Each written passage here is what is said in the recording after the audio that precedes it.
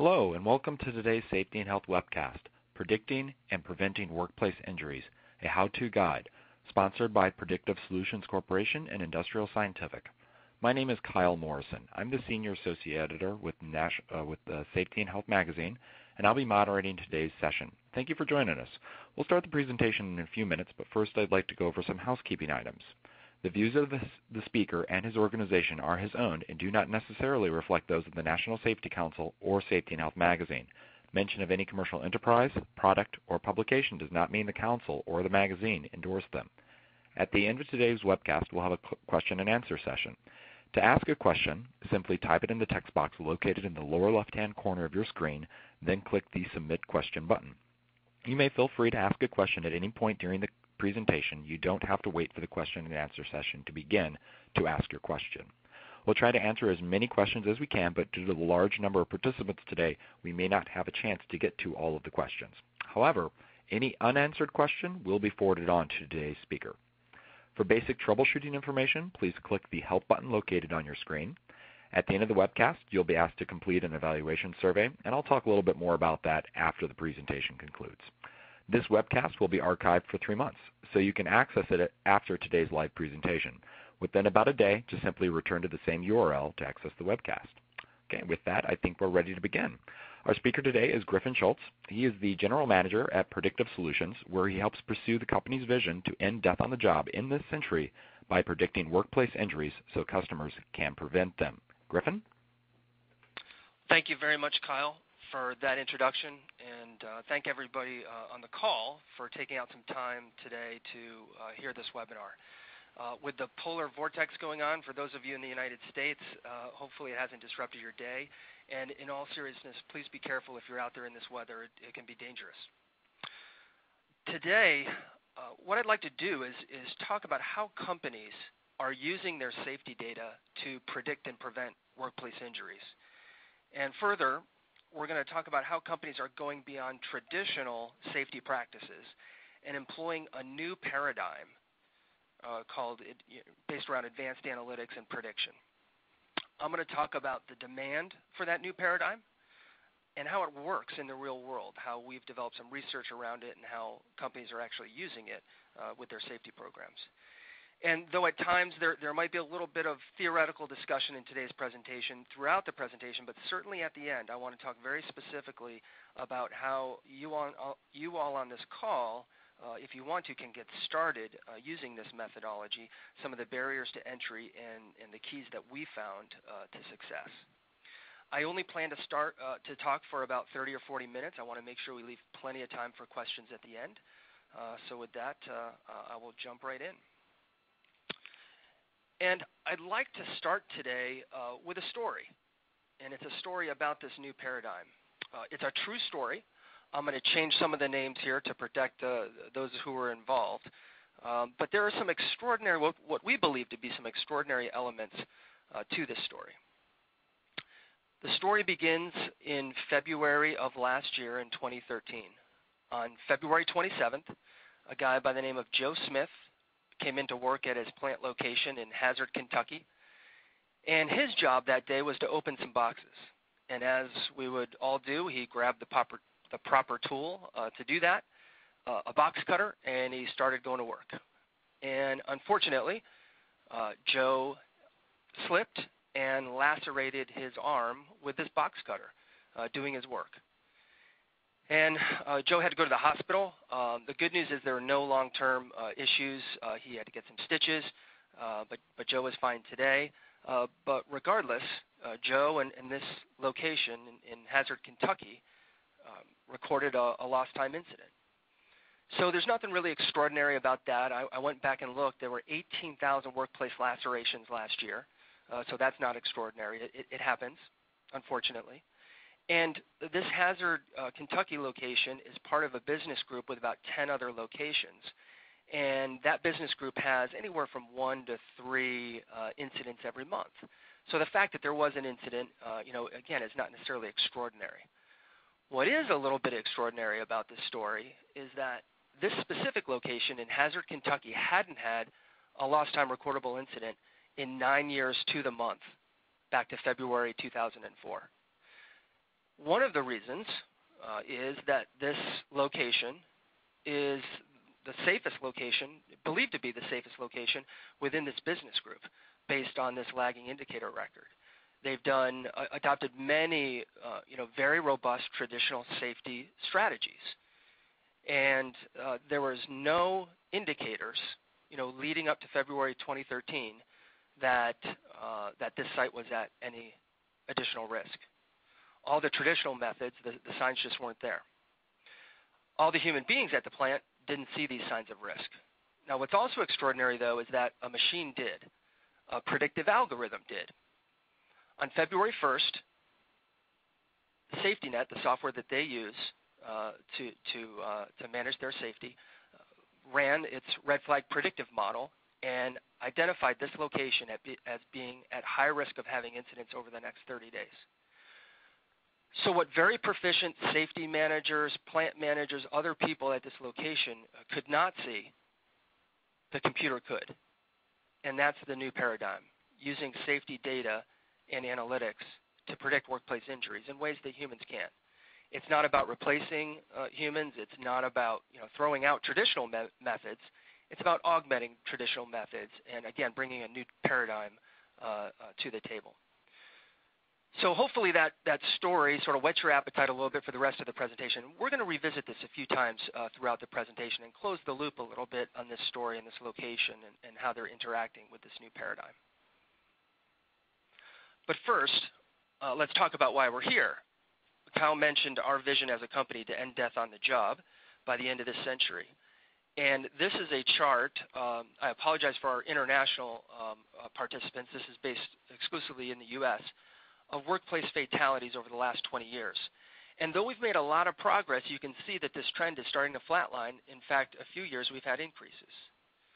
So clearly there's much work to be done on ending fatalities and certainly injuries in the workplace. And throughout this presentation, I'm going to bring third-party experts into the discussion, so you don't have to believe us and our beliefs on this. Let's look to some experts. The first one is ASSC President Terry Norris, who in 2012 said that this statistical plateau of fatalities is not an achievement, but evidence that our current work is stalled. These statistics call for nothing less than a new paradigm in the way we protect workers. So again, safety experts are realizing this. Traditional safety methods have taken us a long way, but we need a new paradigm. There's demand out there for this new paradigm. And again, we're going to make the case for advanced analytics and prediction throughout our presentation today.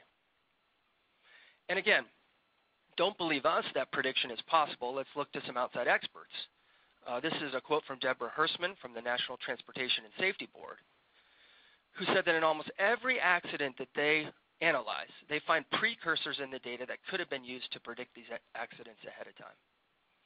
So again, there's demand out there, and people believe, through data, have shown that it's possible through the data to predict. Now, why is it possible today, where it may not have been possible 10, 15, 20 years ago? There's at least a couple of trends that are working in our favor here. The first is, and you probably hear this a lot, we're in an era of big data. And I apologize, it looks like we're getting some comments that maybe the sound is not good. I'll try to speak up a little bit. We're in an era of big data. Data is being collected on handheld phones, on tablets, even new sensors in gas monitors like our parent company, Industrial Scientific Cells. All that data, if you can bring it into one place, can be fed to computers, and trends can be found in that data to make future predictions. That's what machine learning is. Machine learning is computers, without being explicitly programmed by humans, learning from big data sets, identifying trends and correlations, and being able to predict future outcomes, which in our case are safety incidents. So in this era of big data and advanced analytics and predictive modeling through machine learning, we're able to use this new paradigm in a way we haven't been able to in the past. So in the past, where a lot of companies have collected workplace safety data, maybe gotten it into Microsoft Excel or another software system, and then analyzed that data. That's as far as they've been able to go. What we can do today now is predict and prevent. Take it a step further. Go beyond just data collection and analysis, and now predict and prevent workplace injuries. Now, again, advanced analytics and prediction is pervasive over the last few years in popular culture and in business in general. These three books represent that. On the left-hand side is a book called Competing on Analytics, and I'm going to refer to that in a few slides. On the right-hand side, this is The Signal and the Noise by Nate Silver, a book about prediction, and it was the #1 bestseller in the nonfiction business category on Amazon last year. So again, advanced analytics and prediction is pervasive. And if you'd like to learn more about this, the book in the middle is a great book to read. It's not highly technical, and it talks not just about prediction in business, but also in general life, in our personal lives. It's a great book by Eric Siegel, Predictive Analytics. I would suggest picking it up, if you want to learn more about this. In addition to popular culture and in the press, advanced analytics and prediction has been used in business for many years in areas like sales and marketing, customer loyalty, finance, and other areas of business. In fact, whole businesses have been built around advanced analytics and prediction. Businesses like Google, Netflix, Amazon. And I sometimes, half-jokingly, I like to remind people that it's even being used at places like the Cincinnati Zoo.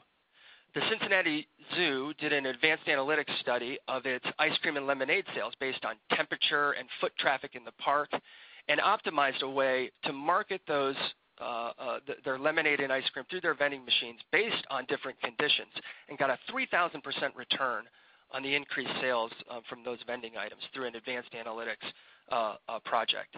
So I always like to say, if it's good enough for the penguins at the Cincinnati Zoo, it should be good enough for us to save lives in the workplace. And there's a clear competitive advantage to organizations that adopt this practice. Right next to our penguins here, there's a picture of Brad Pitt, who starred in the movie Moneyball, which is based on the Oakland Athletics and their adoption of advanced analytics called sabermetrics.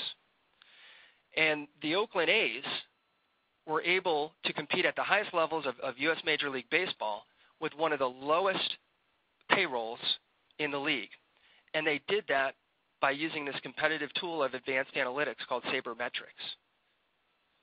So I often, when I'm talking with safety folks, I often ask people to raise their hand. Who in their safety budget has more money and people than they need to keep their workplaces safe? Very, very few. And many safety organizations are asked to do more with less. And this new paradigm is a way to do that, to put your data to work in your safety function. So let's talk about that competitive advantage just a little bit more. And again, let's look to some outside experts. Bain & Company did some research around the early adopters of big data analytics, and they found that they're outperforming their competitors. They looked at 400 large companies, and they found that these early adopters were twice as likely to be in the top quartile of financial performance, 5 times as likely to make decisions faster, et cetera, et cetera. But let's go back to Billy Beane. If you follow Major League Baseball in the U.S. at all, one of those big spenders that Billy Beane used to have a competitive advantage against, the Boston Red Sox, still are spending way more in their budget than the Oakland A's, but they've now also adopted sabermetrics. So this competitive advantage window will only be open for so long.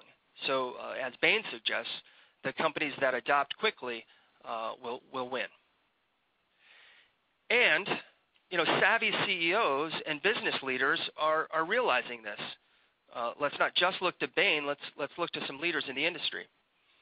This is a picture of Rex Tillerson, the CEO of ExxonMobil Corporation, receiving the Green Cross for Safety Award from the National Safety Council. And I was at this dinner, and in some of his remarks there, but also in some published remarks that have been attributed to him, he talks similarly about this new paradigm. Their aim at Exxon is not only to analyze safety incidents after they happen, but to identify exposures and at-risk behaviors before they lead to safety incidents. And it's not just Exxon. They're working in cross-industry working groups to better understand these precursors of risk to prevent serious injuries and fatalities before they occur. So savvy CEOs and savvy business leaders get this. And for those that don't, it may simply be because they're used to advanced and predictive analytics in other parts of their business, but they don't know that it can be applied to safety.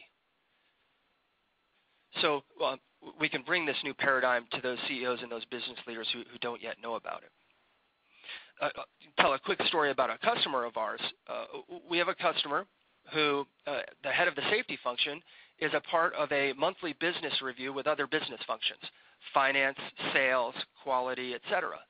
And for many, many years and months, he would get up and would report on lagging indicators where these other business groups were looking forward and projecting forward for the CEO and the business leaders what's going to happen in the future through sales projections, through quality risk projections, and things like that.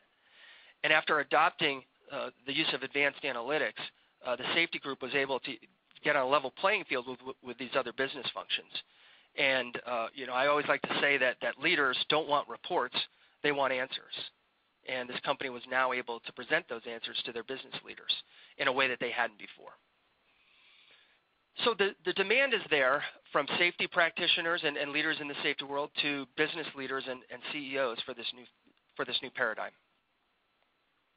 And again, this new paradigm is going beyond just data collection and analysis, but through prediction and prevention.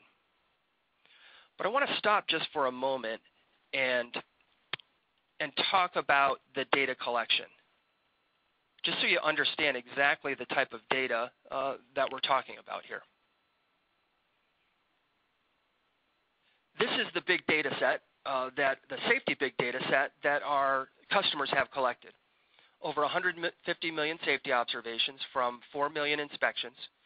There are 50,000, unfortunately, there's 50,000 incidents associated with those same time frames, from over 15,000 work sites and nearly 50,000 unique inspectors. This is one of the most important aspects of this big data set. It's from such a diverse group of businesses and inspectors, both safety folks, frontline laborers, and workers, executives all across the spectrum who all have different perspectives on safety and can bring us this large data set and a unique view of workplace risk. So what does the safety data look like? Again, you can walk around your job site and collect this data by paper and then type it into an analytics system. You can collect it on handheld phones, on tablets, other computers, but it's pretty basic data. It doesn't have to be that complex. It's proactive safety inspection and observation data. So here is a representative sample of a safety inspection checklist. And for instance, we might be walking our job site and want to see how safe our organization is at confined space entry. So we might look at things like, if you can read this detail, the atmospheric conditions of the confined space. And you see a 1 here in the green section here. We found a safe observation with regard to the atmospheric conditions of this confined space. This team may also have had the proper electrical and fire protection. Also, the right harness and extraction equipment in case something were to go wrong. But as we look further, they may not have done the right air monitoring before going into the confined space. So we need to, when we find an unsafe or an at-risk or a non-conformance, whatever you might want to call that, we'll collect a slightly deeper level of information. But again, not a ton of detail here. In order that we can see this information across teams, work sites, we want to make sure we know which team we're looking at. In here, this customer calls it a value stream. We want to rate the severity of this unsafe observation, low, medium, high, or life threat. We want to identify whether or not we were able to address this unsafe issue at the time that we saw it, or maybe we have to assign it to someone to fix going forward. And we might also want to dictate to them, how do we need to fix that problem? Do we need to train someone on how to do confined space entry better? Is it better equipment that they need? What might it be? And then, date that information so we can track how quickly we close these open items out. And we can also add comments and even attach pictures for a little more fidelity around exactly what's going on with regard to these workplace observations. So a lot of people have this misconception that the data that needs to be collected is quite detailed and difficult. No, it's pretty straightforward. And most robust safety programs have some level of safety inspection or observation going on. And that's the type of data that fuels this advanced and predictive analytics. So now that we have our head around what the data is, let's talk a little bit more about what can be done with it. And again, let's look to an outside expert here. I mentioned the book earlier, Competing on Analytics, by Tom Davenport, and he is one of the foremost experts on advanced analytics. So he's going to help us answer the question, what can be done with data? He says that at least two things can be done with your data once you collect it. Basic data access and reporting, and if you think about using Microsoft Excel or even in your personal use, maybe Quicken or other budgeting or financial software. It's just basically collecting data at the lower level of this pyramid, and then on the left-hand side here, doing things like running standard or ad hoc reports on the left-hand side of this pyramid, or maybe even querying or drilling down into your data set to look at it in more detail. And that allows you to answer some business questions over here on the right, like what happened, where, when, and how often. But if you think about those business questions as you're answering, they're very lagging focused. You're talking about what's happened in the past. It sounds more like a report. And as we talked about, leaders don't want reports, they want answers, and they want to know more challenging questions, the answers to more challenging questions like, why is this happening? And what if these trends continue? And Tom Davenport suggests in order to do that, you need more advanced analytics, things like statistical analysis and forecasting and extrapolation. And then if you want to answer the penultimate question of what will happen next, Tom Davenport suggests you need a predictive model. And when you can answer the question, what will happen next, you can deploy your scarce people and resources from your safety function and in your operations group to achieve the best outcome, which in this case is injury prevention. And what Tom Davenport suggests is that if you're operating at the bottom of the pyramid, you do have a certain level of information. You might be able to get to a certain level of prediction, but it won't be as detailed, it won't be as rich, and it's a much more manual process. Human beings have to come to their own conclusions about the risk. As you move up this pyramid, the advanced and predictive analytics provide that information to you more readily. It's a little more of an automated process. And in more and more research, the studies show that machines are doing a better job of predicting the future in all fields than humans are doing. So again, this is how Tom Davenport thinks about what you can do with data once you collect it. So again, this is not just all theoretical. Let's talk a little bit about how this might look to someone who's trying to use these tools to get at their prediction of the future. If you're operating at the bottom of the pyramid, again, you're doing basic data access on your safety observations and inspections. And this is a screenshot of the dashboard from our software, but there are other systems that can do things like this. And it's a little small to see, but for instance, it will give you trend lines. You see the boxes here that show you what are my trends as far as number of inspections, number of incidents, number of inspectors, and you can see it by business unit, at the corporate level, at the site level, at the team level. So again, just basic data access. And a savvy safety person can start to peel back the onion a little bit on their risk as a result of this level of data access. But to go further, you need to move up the pyramid and use some of the more advanced analytics. And this is just a screenshot of some functionality within our software, but again, there's other systems out there.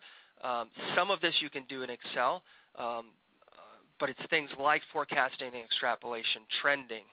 And this gives you a deeper level of insight about where your risk is. but it's still a little bit manual. A safety manager is going to have to go in and look at 2 or 3 or 4 or more of these data elements to understand and piece together their view of where their future risk is. Now, a lot of customers, for a lot of customers, this is enough, and this is how they operate their safety program.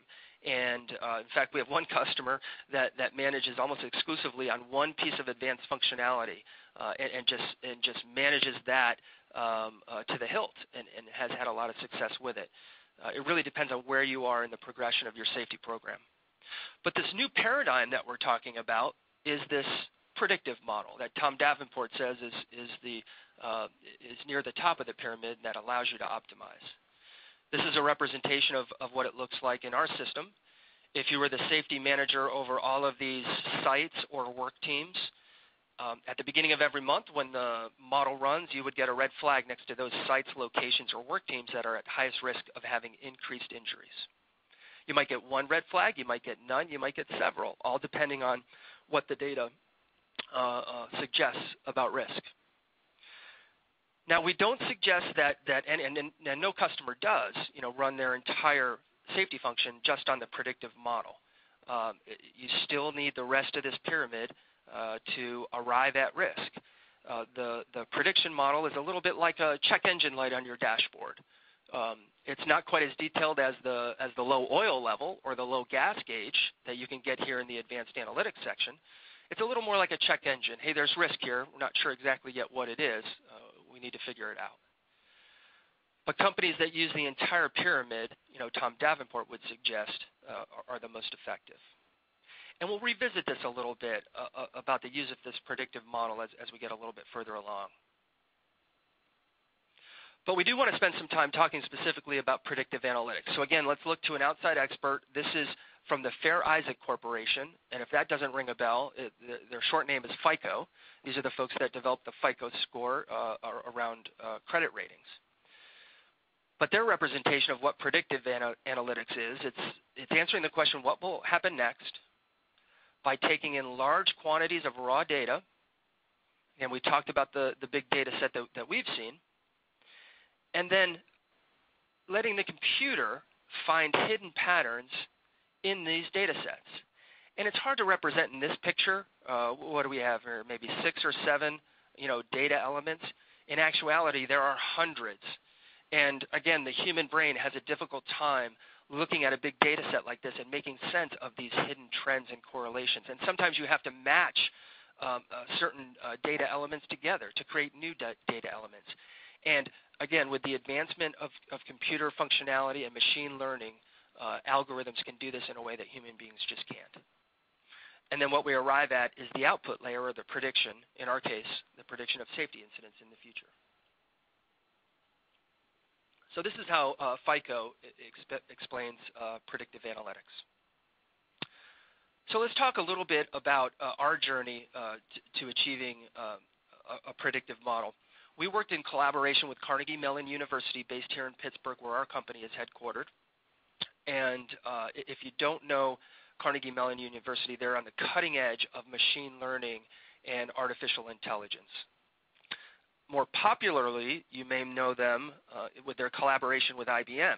In the 1990s, they helped IBM build Deep Blue, the chess computer that beat Garry Kasparov and some of the other top chess champions in the world, using advanced and predictive analytics. And more recently, the Watson computer that beat the top contestants on the game show Jeopardy.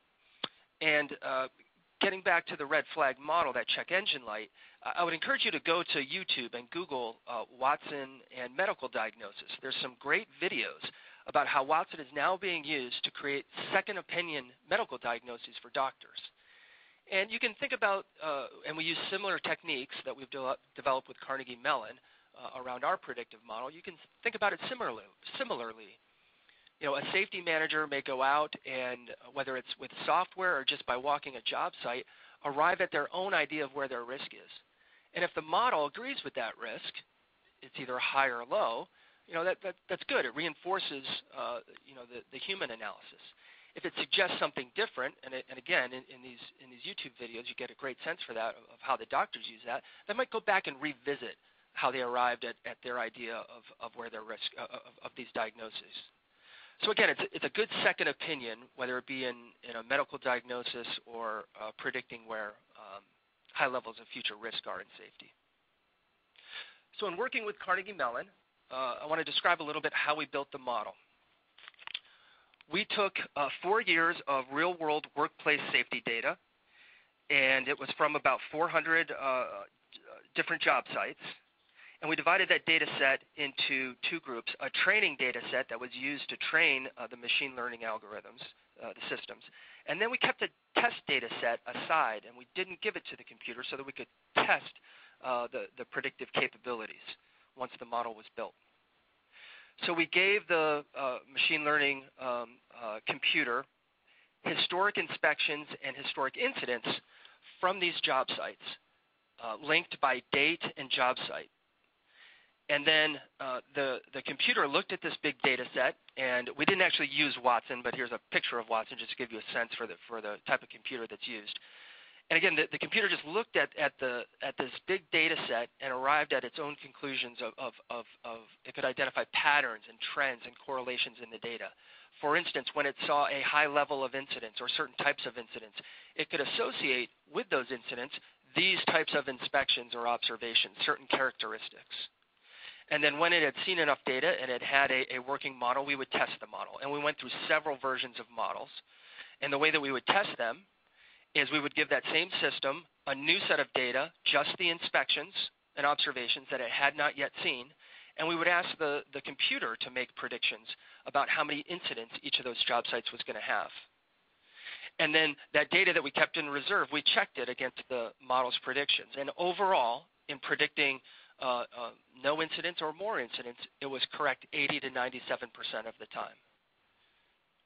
So pretty impactful results from this data set that I described earlier. So again, in practice, you would have these various sites that you might have responsibility for, and what the model that we have in production does today, it looks at the last 90 days of safety observations. We don't need the incidents. Again, it's going to predict the incidents. It's already learned.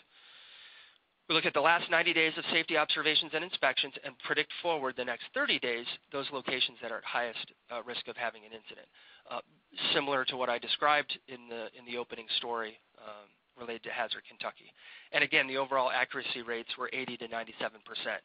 When a red flag is given, there's a 66% chance of increased incidents. When no red flag is given, there's a 90+% of no increase in incidents. So that's how we arrive at the overall 80 to 97% accuracy rate. And for anyone that is statistically inclined, the models had an R-squared measure of 0.75. And I won't go into too much detail on this, but this is interesting to think about on a couple of levels. A perfect model would have an R-squared of 1. 0.75 basically means that 75% of the variation in incidents can be explained by the model. And as outside experts, this being Jim Frost from a company called Minitab, suggest that most fields that attempt to predict human behavior typically most models have an R-squared lower than 50%, or 0.5. Humans are hard to predict, and that's what we're trying to predict here, humans getting injured. So what's interesting is that our models were 40% better than the typical human behavior prediction models. I'll talk about that in just a second. I just want to talk once more about R-squared.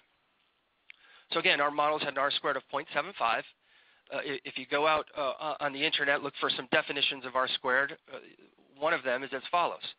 What this means is 75% of the variation in the response variable, and here the response variable is what we're trying to predict, safety incidents, can be explained by the explanatory variable, and those are the safety observations and inspections. So when you can explain 75% of the variation of your inspections using observation and inspection data, what I often say to folks is this is the best leading indicator of future safety risk that we've been able to find as an organization. I'm always asked, what's the best leading indicator? This is the best one that we can find, if it can explain 75% of the variation of future incidents. So why is this data so rich? It's what safety professionals have known for quite a long time. Our research just confirms that. When you do a safety inspection, if you do a good one, you identify direct and indirect causes of safety incidents and risk on your job site. Direct might be you observe a tool or a piece of PPE that is in bad shape and could fail. It's a direct indicator. Indirect might be if you observe someone doing something risky and you ask them why, and they say, "Oh, I'm new, I haven't been trained." So you have a training issue. It's an indirect measure of another part of your safety program. Or conversely, if you ask them, why they're doing something risky, and they say, "Look, I've been doing this for 30 years and I've never been hurt," that's a cultural issue. So whether it's direct or indirect, we like to say there is gold in them thar hills in the observation and inspection data. And again, savvy safety professionals have known this for a long time. Our data just confirms that and helps tease that out in a way we haven't been able to in the past. So I promised I would get back to our story. Let's do that for a moment. So this company, the story that I talked about in the beginning, how do they use the model? What's their experience with it? Well, at first they were skeptical, but over about a 12 to 18-month period, they had 5 locations that were red flagged, and 3 of those locations had incidents within the next 30 days. So people started to buy into the model in such a way that now they collect workplace safety data, just like they did in the past, but they're more adamant about getting it into the system and actually doing something with it, going beyond just analysis and trying to predict and prevent. They do about 30 inspections per month at this one Hazard, Kentucky location, and about 600 inspections per month across this business unit of about 10 similar locations. Once they, and you've seen this previously, but once they get this data in, they use the entire pyramid. They do basic data access in hey, what are our high-level trends saying? The safety folks and even the operations folks log in and look at the advanced analytics as well to arrive at their own idea of risk. And then once a month, they get the results of the red flag model. And if it confirms their findings, great. If it questions their findings, they re-examine. And for any location now that gets a red flag, they have a standard process where they have a safety stand down. They will review the data as to what's driving the red flag.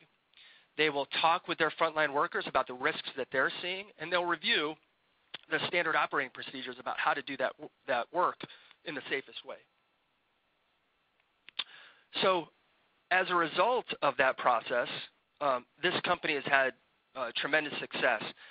They've not only reduced their overall incidents, but their cost of incidents have dropped dramatically from something like $24,000 on average per incident down to $2,000. And the trend that we often see is this chart that you're seeing on this page. As a company does more inspections and observations, in this case JSAs, the blue line goes up over time, their incident rate comes down. So what's going on here is your folks are collecting more information through safety inspections and observations. You're feeding that into the system using the advanced analytics and predictive models and gaining more insight, peeling that onion back about where your risk is, and then you're able to prevent those injuries in the future. And we see this pattern repeat across much of our customer base. Now, it isn't always, this intersection of inspections versus incidents sometimes happens, it takes a little bit longer, but ideally, this is what we like to see from our customers. And it creates a virtuous cycle. The more you can prove to your leadership, to your frontline employees, that this data that they're collecting can be so useful in improving safety outcomes, you get more data, and people really dig into the program and really fuel the whole process with more inspections. So to save some time, make sure we have plenty of time for questions. I'm going to skip this slide, but it talks about many of the bottom line results that our customers get in incident reduction and dollars saved. And we do have customers across many different industries, which again makes for a more robust data set and better models. And though we've touched on some theory and a few practical items, I do, as I said in the beginning, I want to talk about how you might get started, what the barriers to entry might be, and some of the keys to success. Regardless of the tools that you have, think about the pyramid. And if the tools that you have only allow you to operate at the bottom or the middle of that pyramid, keep doing that. If you're not doing it, please do it. If you don't have an observation program, please go and get one started. If you do have one, use that data with whatever tools you have, because as our research has shown that it is really, really impactful to future outcomes, whether you're analyzing that data manually, at the bottom of the pyramid, whatever it might be. And a lot of folks think that a barrier to entry is the quality of that data. Not always. Don't worry so much about the quality. Just get that data in and take action against it. That's one of the best things we've found that companies can do. Now, as you're going through that process and working your way through the pyramid, if you find that your tools are holding you back, then engage and go out there and investigate some advanced and predictive analytics. With our system, it takes, on average, 4 to 8 weeks to get up and running, and then, as I talked about, you only need 90 days of data to start using the predictive model, and that whole time you could be using the rest of the analytics in the suite.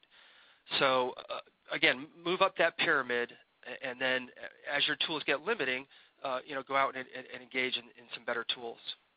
And that barrier to entry of quality of data, we have a lot of folks that think that garbage in, garbage out with prediction. That's not always the case. In fact, these models take into account things like pencil whipping and people giving you 100% safe inspections and observations. In fact, that's a key indicator of risk at times. So again, in the early stages, don't worry so much about the quality of data. The biggest barrier to adoption and the key to success, the one single key that we found, is getting commitment from your leadership and your frontline employees to engage in a program like this. That's what drives success, and commitment to that program and belief in the results. And you can create that virtuous cycle of fueling the analytics, getting better results, which feeds itself and people realize the value of the program. So my last slide. Hopefully I've convinced you, or at least made you think about three things. One, that there is a demand out there for a new paradigm in safety. Safety leaders are saying this, and business leaders and executives are saying the same thing. It's also been proven that this new paradigm exists, and it's effective. Customers have shown that, or companies have shown, that if you can help them identify where their incidents are going to occur, they can prevent them from occurring. So it's a proven paradigm and methodology. And finally, as several outside experts have shown, those who adopt this new paradigm will differentiate, and at least in the short term, will have a competitive advantage and can win. And that's something I think that safety needs to do across the rest of the business, is show the cost benefit of this and how it can help in the marketplace. Saving lives, reducing injuries has a clear bottom line effect. So with that, I want to thank everyone again for joining the call. We've got plenty of time left for questions, so I will turn it back over to Kyle to bring up any questions that have come in while I've been talking. But thank you all for joining. Thank you, Griffin. That was a fantastic presentation. Before we dive into the Q&A, and we do have lots of questions, so I want to make sure we get to all of them, I want to remind everybody about the short evaluation survey I mentioned at the top of the hour regarding if you could complete it. What this, and I'm going to push it out now to everybody, and what this survey does is it lets us know your thoughts, and your input helps future webcasts. It should be appearing on your screen now, so I hope you take the time to fill out the survey. If you don't see the survey popping up, please make sure your pop-up blocker is turned off. All right, now let's get into some questions here, Griffin. You went over a lot of information here about the importance of data collection, and there is some concern out there that at the end of the day, it sounds kind of difficult and complex. So how difficult is this, and how would one get started? Yeah, I touched on that at the end of the presentation, but again, I would suggest that people tend to overthink this a little bit. If you have a safety observation and inspection program, make sure you're doing something with the data. Use the current tools that any company has available and take them as far as you can. then when those get limiting, explore others. But don't get worried too much about the quality of the data, the amount of data.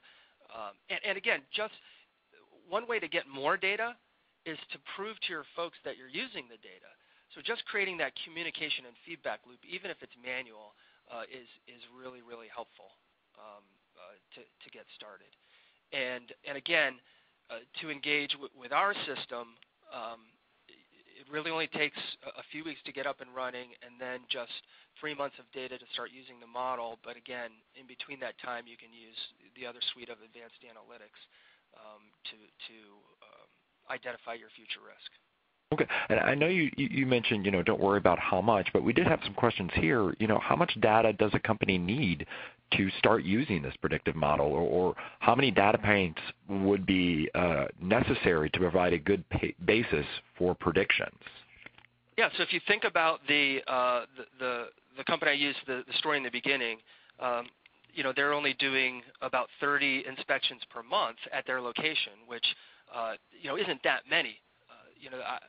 They have a couple hundred people at each of the locations, so that's just a few folks every month doing an inspection, and they're getting great value out of both the analytics in general, but also the predictive model.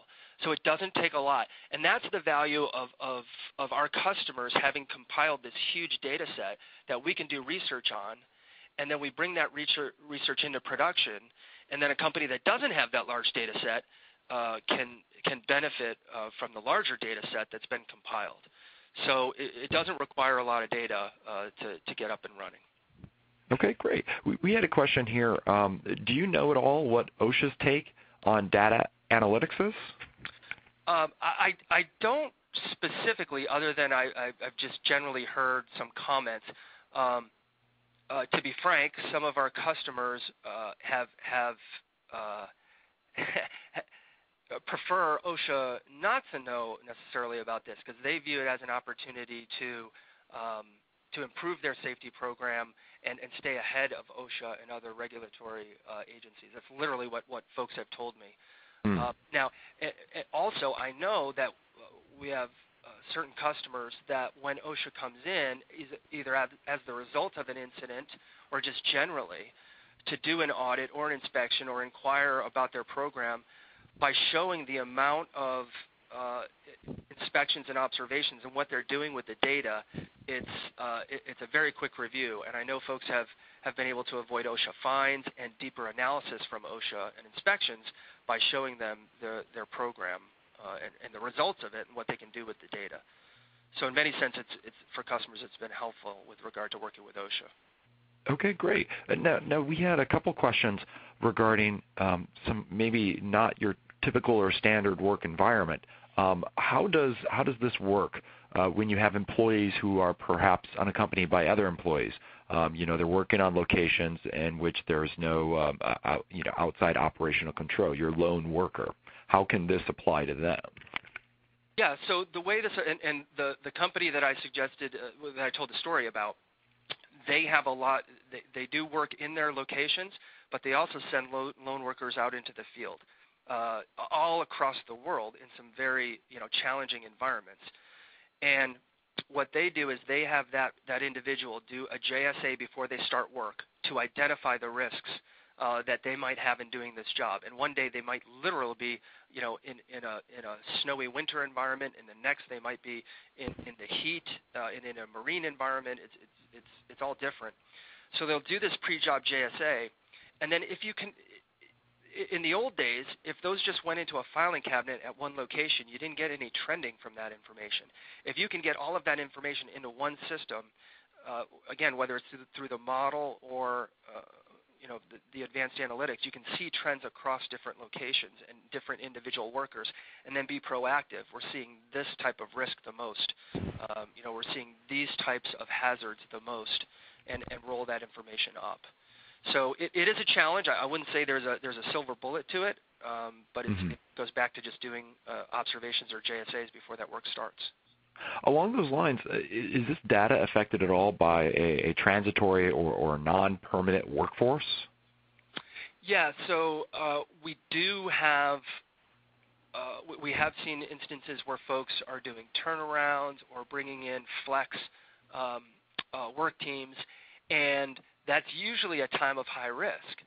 So what most of our customers do is they will double down on the inspections and observations, and even more so with those folks who are new. And there's ways to identify in the data collection whether you're looking at a very tenured employee or a newer one. Not all customers do that, but there are ways to set the system up so you can see trends based on the type of worker that you have. Okay, great. That is almost always a high risk time, Mm-hmm. and especially companies that are growing quite quickly and adding a lot of people, they often see that most of their incidents are with the newer folks. Okay. Now we've talked a lot about data, just in general. What type of specific data is needed to use for the model? Yeah. So the model, one of the slides I went through is a fairly standard safety inspection and observation. So just walking around your job site and observing either conditions. Some of the folks of our customers do behavior-based safety observations. Others do more compliance or conditions-based observations.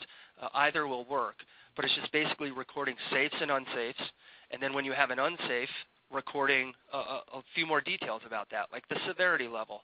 What type of work category was the unsafe in? Again, were you able to close it out? What might have been an antecedent or the cause of that unsafe behavior? Again, was it a training issue? Was it a culture issue? Was it a lack of the right PPE or equipment? Things like that. So it's pretty standard observation and inspection data. We are at times doing, when we can get our hands on it, we're doing R&D on new data sets and trying to find other data sets that can improve the models. But again, if you think back to the discussion of the R-squared, if 75% of standard inspections, if standard inspections and observations can account for 75% of the variation of incidents, finding the next data element that gets us 5%, 10% more, may be less important than just focusing on the 75% that we have today. So even though we are doing R&D trying to find other data elements, as I suggested, as most safety professionals know, that inspection and observation data is really rich with information. Okay. What role do you see predictive analytics in the role of ergonomics? Can predictive analytics be used to prevent ergonomic type injuries? In theory, I believe it can. To be frank, we haven't done a lot of work in ergonomics other than our customers do have either dedicated ergonomics sections of their checklists and inspections, or they may be peppered within an inspection. So we've had some indirect interaction with that, but nothing specific. I would put that into a general data element that you could collect in an inspection, and a specific data element that we might want to think about from an R&D perspective going forward. Okay. Well, we have another question from kind of a different point of view. This individual feels they have very little control over the work sites as they're a safety manager for a staffing company. So they have, some 3,500 employees working for, 500 different clients, and they're limited in being actually able to conduct safety audits. Would you have any suggestions to them on how they could gather some of this data? So I guess it all depends on the business. I'll give you a specific example here in a second, but it sounds like you would need some level of buy-in from those end customers to either to get in there and do that. So I would need to know a little bit more about that specific relationship. But I can tell you, we have a staffing company as a customer. They put full-time workers, not just temporary workers, into manufacturing environments, and they are responsible for the health and safety of those individuals, both financially and from a humanistic standpoint, and they go in and do inspections on those employees. And in at least 2 instances, those end customers, those manufacturing customers, have seen the output as the result of that and have come on board as full-time customers once they saw the data that the staffing agency was able to get and the information. They wanted similar information. So it's sort of like going back to that virtuous cycle. If if you can get people a taste of the kind of information they can get from this, it's very persuasive to create a broader program. Okay, great. What about BBS information? How could that information be used, if it can, in this process? Yeah, and we've seen this work. Certainly the advanced analytics outside of the predictive model, absolutely. It's really no different than a compliance or conditions-based data set. So you could absolutely use the advanced analytics to manage that. With regard to the predictive models, we've seen this work across both BBS programs but also conditions-based programs. Because the model is pretty general, I described at a high level the data, we've kept it at a high level so it can be applicable across different types of safety programs as well as industries. In the future, I could see, and this will be part of R&D, I could see potentially industry-specific models as industries get very dialed into specific data that they collect, and maybe even program-specific, meaning behavior-based or ergonomic or conditions or compliance-based. But right now, we've seen the analytics and the models work across both sets. Okay, great. We had a question regarding agreements with this data. Does any company that purchases your product, for example, have to agree to have their data added to this huge training set? Yes. Yes, with a caveat that we could talk about specifically if the need arises. But we do it in a genericized manner such that the data is not identifiable back to a specific company, and that's all taken care of in contractual language. So we protect the data, we genericize it in a way. But yeah, otherwise I would suggest you're going to lose the power of the whole R&D that we get from bringing all of this data together if companies are contributing to it. So it's something that we stress pretty strongly. I wanted to talk a little bit about those observations, safety observations and audits. Is there any recommendation on which specific personnel should be conducting this? Should people bring in third-party auditors to collect this data for them? Should they rely on the people in the field, just the average employee? Should they rely on people who are in charge of correcting the hazards themselves? I mean, who should be making these observations and collecting this data? Yeah, so I would, the more the better. The more inspectors, the better, or observers, whatever you want to call them. The more diverse, meaning non-safety folks that are doing inspections, the better. And if you go to our website, there's a white paper called The 4 Safety Truths. There are several results of our work in there. One is a chart that shows of these 400 locations that we did research on, those that had the fewest incidents had more inspectors and more inspectors outside the safety function doing inspections. And again, our work, I think, just confirms what safety people have known for a long time. If safety is known on the job site, if the safety function is responsible for safety, operations frontline employees will say, that's not my job, I don't have to worry about it. If you get other people involved in the program, they internalize safety, they take ownership for their own safety and each other's safety, and you get much better results. Even if you didn't analyze the data, if all you did was get people, outside of safety involved in doing safety inspections, our data suggests that your results are going to improve. So use an all-of-the-above approach with who's bringing in the data. Absolutely. When 100% of your inspections, if you look at this research, when the companies where 100% of their inspectors are from the safety function, they generally have more incidents than those who, make safety everybody's responsibility. Okay, great. Unfortunately, we are running out of time, and I apologize. There are a lot of questions that we have been getting in, but fear not, any of these questions that we received but we did not get a chance to ask and answer, we'll forward them all on to Griffin. And I apologize for everyone that we didn't get a chance to answer these on air. Once again, I hope you take the time to fill out the evaluation survey on the screen to give us your feedback so we can continue giving you better and better webinars in the future. And with that, that concludes today's Safety and Health webcast. I'd like to thank Griffin, Predictive Solutions, Industrial Scientific, and every one of you who listened in. Thank you and have a great day.